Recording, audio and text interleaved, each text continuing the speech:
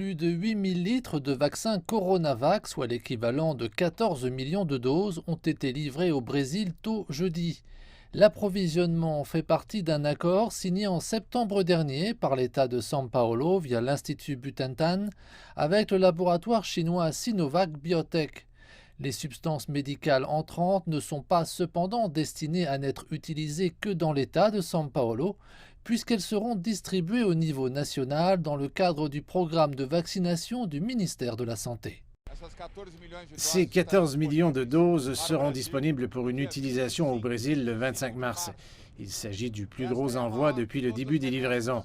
Avec ce nouveau lot, l'Institut Butantan et l'État de São Paulo auront reçu un total de 35 millions de doses de vaccins.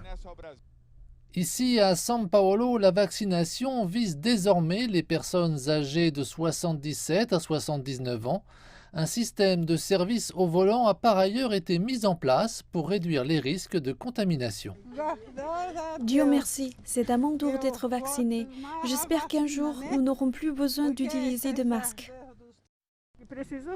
Nous devons accélérer encore plus la vaccination, car chaque jour, la situation devient de plus en plus triste. Le Brésil a un système universel de santé publique et une bonne expérience des programmes de vaccination.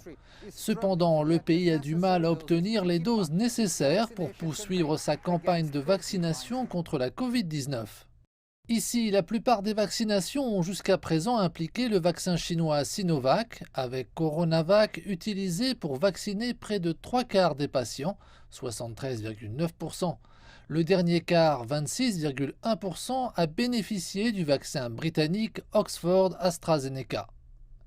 Une décision récente de la Cour suprême du Brésil a permis aux autorités des États et des villes de contourner le ministère de la Santé et de négocier leurs propres accords de vaccins avec les laboratoires directement si le gouvernement fédéral ne le faisait pas. Wellington Dias est l'un des gouverneurs de l'État qui a poussé à cette décision. Le gouvernement fédéral manquait d'initiative. Le temps passe, nous n'avons pas assez de vaccins et des gens meurent. Une catastrophe est à nos portes. Malheureusement, la vaccination de masse se déroule encore très lentement. Le problème maintenant est le nombre croissant du nouveau variant de Manaus et du variant britannique qui frappe tous les États du Brésil. Nous devons nous battre très rapidement en vaccinant plus de personnes que nous ne le faisons actuellement. On espère que la vaccination de masse pourra mettre un terme au coronavirus. En plus de davantage de vaccins chinois, le Brésil prévoit des livraisons futures des États-Unis, de la Russie et de l'Inde. Obtenir ces produits ici rapidement aura un impact critique sur l'évolution de la pandémie dans le pays.